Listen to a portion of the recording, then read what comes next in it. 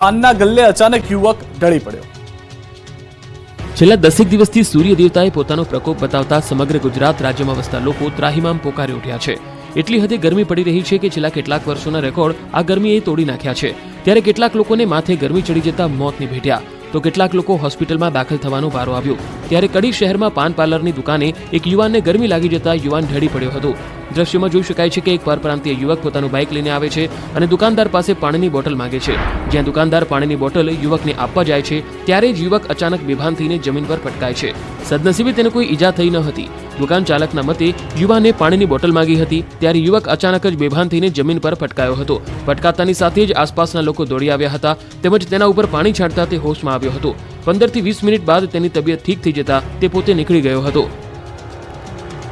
Gondal civil હોસ્પિટલમાં દર્દીને લઈને આવેલું બાઇક ઇમરજન્સી રૂમમાં ઘૂસ્યું। 3 ઇડિયટ મૂવી જે હતું તેના સીન જોવા મળ્યા। रियल लाइफ ની સ્ટોરી રિયલ લાઈફમાં જોવા મળી। ફિલ્મ 3 ઇડિયટ્સના એક સીન જેવો બનાવ ગોંડલમાં બન્યો હતો। એક શખ્સે ગોંડલ સિવિલ હોસ્પિટલની ઇમરજન્સી સારવારના રૂમ સુધી બાઇક ચડાવી દીધો હતો। 3 ઇડિયટ્સ મૂવીના એક સીન જેવો આ વિડીયો જેમાં આમિર ખાન હોસ્પિટલની અંદર દર્દીને લઈને બાઇક સાથે ચડી આવે છે। એવી રીતે આ શખ્સ બાઇક પર પાછળ એક વ્યક્તિને બેસાડીને સારવાર માટે ઇમરજન્સી રૂમ સુધી બાઇક લઈ આવે છે। દર્દીને સ્ટ્રેચરમાં લઈ જવાના બદલે બાઇક જ ઇમરજન્સી વિભાગમાં ચડાવી દેવાયું હતું તો બાઇક ચાલક દર્દી સાથે ઇમરજન્સી વિભાગમાં પહોંચતા હોસ્પિટલ સ્ટાફ અને અન્ય દર્દીઓના પણ આશ્ચર્યમાં મુકાતા જોવા મળ્યા। હોસ્પિટલ તંત્રના મતે અજાણ્યા બાઇક ચાલક સાથે રમેશભાઈ તેજાભાઈ પરમાર નામના દર્દીને લવાયો હતો। બાઇક ચાલકે બાઇક ઇમરજન્સી વિભાગમાં ચડાવતા સ્ટાફના જીવ તાળવે ચોંટ્યા હતા। રમેશ તેજાભાઈ પરમાર નામનો વ્યક્તિ હતો જે નશામાં હોવાનું જાણવા મળ્યું છે। જોકે બાઇક ચાલકે બાઇક કેમ ઇમરજન્સી રૂમ સુધી ચડાવ્યું એ હજુ સુધી એક સવાલ છે। રાજકોટ આગકાંડના વધુ 2 આરોપી પકડાયા। રાજકોટ આગકાંડમાં એક બાદ એક આરોપી પકડાઈ રહ્યા છે। ત્યારે રાજકોટ અગ્નિકાંડ કેસમાં વધુ એક આરોપીની ધરપકડ થઈ છે। આબુ રોડમાં છુપાયેલો આરોપી ધવલ ઠક્કર દબોચાયો। બનાસકાંઠા પોલીસે ધવલને આબુ રોડથી દબોચ્યો। આબુ રોડની બજારમાં સંબંધીને ત્યાં સંતાયો હતો ધવલ। મૂળ પાલનપુરનો રહેવાસી છે આરોપી ધવલ ઠક્કર। તો પોલીસે વેલ્ડિંગ કરનારની ધરપકડ કરી છે। મહેશ રાઠોડ નામના શખ્સની પોલીસે કરી છે અટકાયત। મહેશ રાઠોડ ગઈકાલે પકડાયેલા આરોપી રાહુલ રાઠોડનો છે કાકા। મહેશ રાઠોડ પણ સામાન્ય રીતે દાજ્યા હતા જેમને ખાનગી હોસ્પિટલમાં લીધી હતી સારવાર। ઉપરાંત જે જગ્યા પર ટીઆરપી ગેમ ઝોન બનાવવામાં આવેલું હતું તે જગ્યાના માલિક અશોકસિંહ જાડેજા અને કિરીટસિંહ જાડેજાની પણ થઈ શકે છે અટકાયત। આ કાંડના 3 દિવસે પરસોત્તમ રૂપાલા રાજકોટની સિવિલ હોસ્પિટલે પહોંચતા લોકોએ ઘેર્યા ઠાલવ્યો રોષ। ભાજપે જેમને લોકસભાની ચૂંટણીમાં ઉમેદવાર બનાવ્યા તે પરસોત્તમ રૂપાલા રાજકોટ ગેમ ઝોન અગ્નિકાંડમાં ક્યાંય દેખાયા ન હતા। 3 દિવસથી ગાયબ રહેલા પરસોત્તમ રૂપાલા આખરે રાજકોટમાં પ્રકટ થયા। ત્યારે લોકોના આક્રોશ અને વિરોધ બાદ આખરે ઘટનાના 3 દિવસ બાદ રાજકોટ પહોંચ્યા। વિરોધ બાદ રૂપાલા પ્રથમ વખત સિવિલ હોસ્પિટલ આવી પહોંચ્યા। ત્યાં તેઓએ પીડિત પરિવારને મળવા પહોંચતા પરિવારજનોએ રૂપાલાને ઘેરી લીધા। અગ્નિકાંડના પીડિતોના પરિવારે રોષ ઠાલવ્યો। લોકોએ કહ્યું મીડિયામાં ફોટા પડાવવા આવો છો, આટલો સમય ક્યાં હતા, કઈ રૂપાલાનો ઘેરો કર્યો। જવાબદાર સામે કડકમાં કડક કાર્યવાહી કરવા માંગ। રૂપાલાની સાથે રાજ્યસભા સાંસદ રામ મોકરિયાએ પણ મુલાકાત લીધી। બાદમાં પરસોત્તમ રૂપાલાએ લોકોની વાતો સાંભળી ખાતરી આપી કે મૃતદેહો ઝડપથી આપવામાં આવશે। ગાયબ થવાના સવાલ મુદ્દે રૂપાલાએ ખુલાસો કર્યો કે અધિકારીઓ સાથે સતત સંપર્કમાં હતો, હું આ ઘટના સાથે જોડાયેલો હતો, તમામ બાબતોનું કોર્ડિનેશન સારી રીતે ચાલે તે જોતો રહેતો હતો। રાજકોટ પોલીસ કમિશનર પદે બ્રજેશ ઝાએ સંભાળ્યો ચાર્જ, શરૂ કરી કામગીરી। રાજકોટના નવા પોલીસ કમિશનર તરીકે બ્રિજેશ ઝાએ ચાર્જ સંભાળ્યો છે। ટીઆરપી ગેમ ઝોન અગ્નિકાંડ બાદ અગાઉના પોલીસ કમિશનર રાજુ ભાર્ગવને હટાવવામાં આવ્યા હતા, જે બાદ સીપી બ્રજેશ ઝાએ સાદગીપૂર્વક ચાર્જ સંભાળ્યો છે। ડીજીપી વિકાસ સહાયની સૂચના બાદ નવા સીપીએ ગાર્ડ ઓફ ઓનર વગર ચાર્જ સંભાળ્યો છે। ચાર્જ સંભાળતાની સાથે જ બ્રજેશ ઝા એક્શનમાં આવી ગયા છે। 1999 બેચના આઈપીએસ અધિકારી બ્રજેશ ઝાએ રાજકોટના અધિકારીઓ સાથે બેઠક કરી।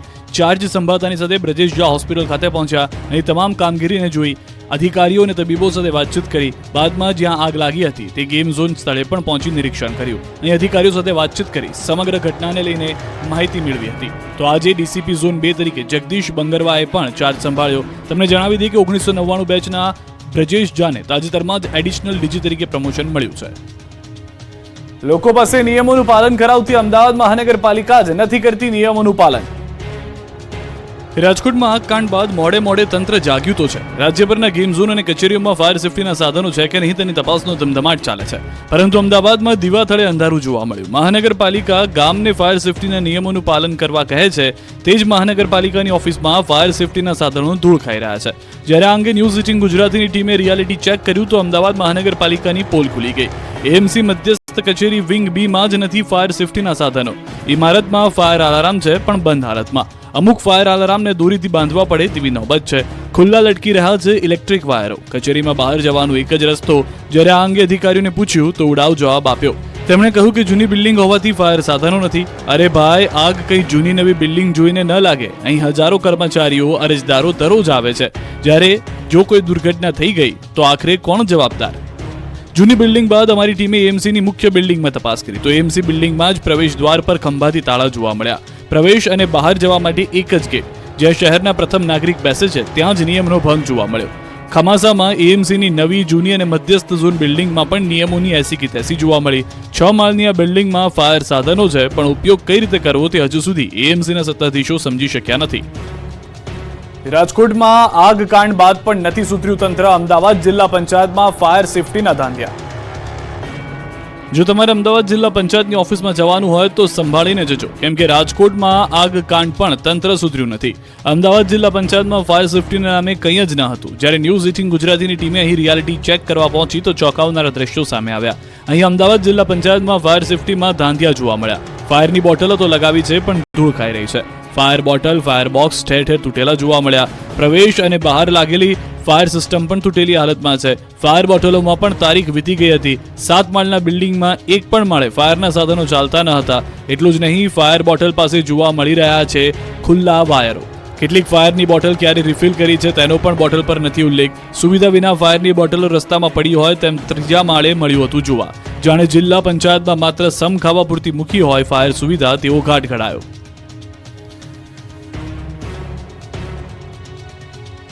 સુરતની સરકારી શાળાઓ ચાલી રહી છે રામ ભરોસે. રાજકોટ જેવો કાંડ થવાની ભીતિ. રાજકોટમાં ગેમ ઝોનમાં આગ લાગ્યા બાદ હજુ અન્ય શહેરમાં પણ આવી જ ઘટના બને તેની તંત્ર રાહ જોઈ રહ્યું છે. જુઓ સુરતની સરકારી શાળાના હાલ. સુરતમાં સરકારી શાળાઓના જીવ રામ ભરોસે ચાલી રહ્યા છે. સુરતની સરકારી શાળામાં ફાયર સેફટીના કોઈ સાધન ન હોવાનો ખુલાસો થયો. એટલું જ નહીં, ફાયર સેફટીની એનઓસી પણ ન હોવાનું ખુલ્યું છે. સુરત મ્યુનિસિપલની શિક્ષણ સમિતિ અનેક શાળાઓમાં ફાયર સેફટી ન હોવાનો સ્વીકાર કર્યો છે. શાળાઓમાં જાણે કોઈ આગની ઘટના બને તે બાદ જ એનઓસી લેવાનું નક્કી કર્યું હોય તેવું લાગે છે. સુરત શિક્ષણ સમિતિના પ્રાથમિક શિક્ષણ મંડળે પત્ર લખી કમિશનરને રજૂઆત કરી છે.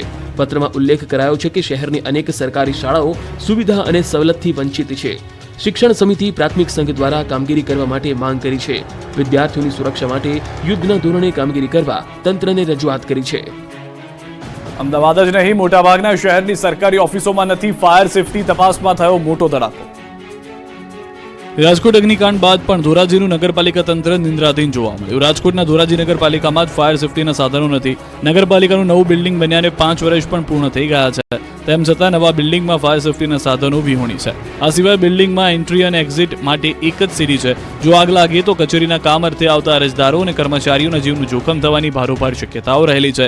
એક તરફ સરકાર ફાયર સેફટી ન હોવાને કારણે કડક કાર્યવાહી હાથ ધરવાની સૂચના આપી રહી છે, ત્યારે બીજી તરફ નગરપાલિકામાં જ ફાયર સેફટીના સાધનો નથી. ત્યારે સવાલ એ છે કે શું બીજો અગ્નિકાંડ થાય તેની રાહ જોઈ રહ્યા છો તમે?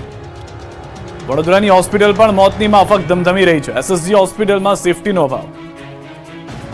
વડોદરામાં સયાજી હોસ્પિટલના સત્તાધીશોની ફાયર સેફટીને લઈને ગંભીર બેદરકારી સામે આવી છે. સયાજી હોસ્પિટલના ફાયર ઓફિસર જે બિલ્ડિંગમાં બેસે છે ત્યાં જ ફાયર સેફટી નથી. હોસ્પિટલના સુપ્રિન્ટેન્ડન્ટ રંજન અય્યર, આરએમઓ દેવશી હેલૈયાની ઓફિસ બહાર લાગેલા ફાયર સેફટીના સાધનો એક્સપાયરી ડેટ ન જોવા મળ્યા. જ્યારે માર્ચ મહિનામાં જ બોટલ અને ફાયર બોલ એક્સપાયર થઈ ગયા હતા, તેને હજુ સુધી રિફિલ નથી કરાયા. આ ગંભીર બેદરકારીના પગલે સયાજી હોસ્પિટલ સત્તાધીશો પર અનેક સવાલો ઉઠી રહ્યા છે. જ્યારે ન્યૂઝ 18 આ બાબતે સવાલ પૂછ્યા ત્યારે મોટાભાગના કામગીરી પૂર્ણ થઈ ગઈ છે, પણ હજી અમુક ક્ષતિના લીધે ફાયર એનઓસી નથી આપી રહ્યું હોય તેવું જણાવવામાં આવ્યું. એનઓસી અને ફાયર સેફટીની કામગીરી ટૂંક સમયમાં પૂર્ણ કરવામાં આવશે તેવો દાવો કરાયો. જામનગર જૂનાગઢની સરકારી કચેરીઓમાં ફાયર સેફટીના અભાવનો પર્દાફાશ. જામનગરના સેવા સદનમાં ફાયર સેફટીની ગંભીર બેદરકારી સામે આવી. ફાયર સેફટીના સાધનો ધૂળ ખાતા નજરે પડ્યા. સેવા સદન 4માં 10થી વધુ સરકારી કચેરીઓ આવેલી છે, જેમાં નગરની વહીવટી વિભાગની કચેરીમાં એક્સપાયરી ડેટવાળા ફાયર સેફટીના સિલિન્ડર જોવા મળ્યા, જેમાં પરમેનન્ટ ફાયર સેફટીના સાધનો પણ ઉપયોગમાં ન લઈ શકાય તેવી હાલત જોવા મળી છે. બંગારની વચ્ચે ફાયર સેફટીના સાધનો કાટ લાગેલી હાલતમાં ધૂળ ખાતા જોવા મળ્યા. જૂનાગઢની સરકારી કચેરીઓમાં જ ખાટલે મોટી ખોટ જોવા મળતી અહીંની પરિસ્થિતિ જોવા મળી છે. અનેક સરકારી કચેરીઓમાં ફાયરની બોટલો માત્ર શોભાના ગાંઠિયા સમાન જેવી જોવા મળી હતી, તો અમુક કચેરીમાં ફાયરની બોટલો એક્સપાયર થયેલી નજરે પડી, તો અમુક વિભાગમાં રિફિલિંગ કરેલી બોટલો જોવા મળી હતી. કચ્છના લખપતમાં પીવાના પાણીને લઈને થઈ લૂંટફાટ. જુઓ ખતરનાક દ્રશ્યો. એક બેડા પાણી માટે લૂંટફાટ થતી હોય એવા દ્રશ્યો છે કચ્છના લખપતના ગામડા. નળ ત્યાં જળના મોટા મોટા દાવાઓ આ દ્રશ્યો પોકળ સાબિત કરે છે, કેમ કે સૂર્યદેવ 16 કળાએ અગ્નિ વર્ષા વરસાવી રહ્યા છે. માનવજાત, પશુધન, વન્યજીવો તથા પશુ પક્ષીઓ સૂર્યદાદાના પ્રકોપનો માર ઝીલી રહ્યા છે. આવા આકરા ઉનાળામાં 1.5 લાખથી પણ વધારેની સંખ્યા ધરાવતા લખપત તાલુકાના લોકો એક બેડું પાણી માટે તડફડી રહ્યા છે. ખાણોટ, સામરા, ચકરાઈ, છિલ્લાવાંડ, વેખડા સહિતના ગામોમાં લોકોને પીવાનું પાણી પૂરતું મળતું નથી. 42 ડિગ્રી ગરમીમાં અહીંની મહિલાઓ 2 કિલોમીટર ચાલી તળાવના તળિયે પડેલું પાણી ભરી પરિવારની પ્યાસ બુઝાવે છે તેવી હાલત છે. અહીં નળમાં તો પાણી આવતું નથી, ટેન્કરથી પાણી આપવામાં આવે છે. જ્યારે ટેન્કર પાણી આપવા આવે ત્યારે મહિલાઓથી લઈને બાળકો બધા ટેન્કરને ઘેરી પડે છે અને જાણે ટેન્કર પાસે કીડિયારું ઉભરાયું હોય તેવા દ્રશ્યો સર્જાય છે. લોકો ટેન્કર પર ચડી પાણીની લૂંટફાટ મચાવે છે. જ્યારે ભેખડા ગામમાં એક નાગરિકનું અવસાન થતાં દફન વિધિ માટે પાણીની જરૂર ઊભી થઈ હતી. ત્યારે પાંદરો વીજ મથકના અધિકારીઓને જાણ કરતા તેઓએ ટેન્કરના બદલે અગ્નિશમન દળનું વાહન મોકલ્યું હતું. ગામના લોકોએ ફાયર બ્રિગેડના વાહનમાંથી પાણી ભર્યું હતું. અહીંના લોકો ટેન્કરના પાણીના સહારે છે. દાહોદના સંજેલીમાં ભર ઉનાળે પાણીની રામાયણ, લોકો વેચાતું પાણી લેવા મજબૂર. દાહોદના સંજેલીમાં ભર ઉનાળે પાણીની પારાયણ સામે આવી રહી છે. અહીં પંચાયતની બેદરકારીના કારણે લોકો વેચાતું પાણી લેવા માટે મજબૂર બન્યા છે. ત્યારે પાણી માટે પણ વલખા મારી રહી છે. અહીં ટેન્કરથી પાણી વિતરણ કરવામાં આવે છે. કડકડતી ગરમી અને ભર ઉનાળે ગ્રામજનો પાણીની કલાકો સુધી રાહ જુએ છે. સંજેલી પંચાયત તંત્ર પ્રાથમિક સુવિધા આપવાને બદલે દુવિધા આપતું હોય તેવું જોવા મળી રહ્યું છે. સંજેલી નગર 6877 જેટલી વસ્તી વચ્ચે માત્ર એક ટેન્કર જ પાણી આવતા લોકો રીતસરના ઝઘડે છે. જ્યારે ટેન્કર આવે ત્યારે બેડા યુદ્ધ થાય, પાણી માટે પડાપડી થાય. સંજેલી નગરમાં જલ સે નળ યોજનામાં લાખો રૂપિયા ખર્ચ કરાયા છતાં પણ એ યોજના ફારસરૂપ બની છે. ધારાસભ્યની ગ્રાન્ટમાંથી ફાળવેલ ટેન્કરો પણ ગાયબ છે કે પછી ભાડે ફરે છે. ત્યારે દુકાનોમાં ફિલ્ટર પાણી વેચાતું લેવાનો વારો આવ્યો છે. ત્યારે વહેલી તકે તંત્ર દ્વારા ટેન્કરો મૂકી ગ્રામજનોને પાણી પહોંચાડે તેવી માંગ ઉઠી છે.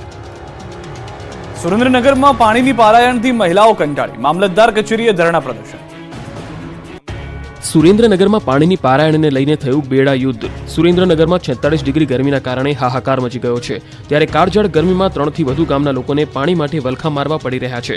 સુરેન્દ્રનગરમાં 3 ગામોમાં ભર ઉનાળે પાણીની સમસ્યા સર્જાતા મહિલાઓમાં રોષ ફેલાયો. ચુડા તાલુકાના 3 ગામોમાં પીવાના પાણીની તંગીથી ગ્રામજનોમાં ભારે આક્રોશ જોવા મળ્યો, જેથી ગ્રામજનોએ એકત્ર થઈ મામલતદાર કચેરીએ ખાલી બેડા સાથે ધરણા પ્રદર્શન કર્યું. મોરવાડ ગામમાં 70 વર્ષથી પાણીની સમસ્યા હોવાનો ગ્રામજનોએ આરોપ લગાવ્યો. જ્યાં સુધી પાણીનો પ્રશ્ન હલ નહીં થાય ત્યાં સુધી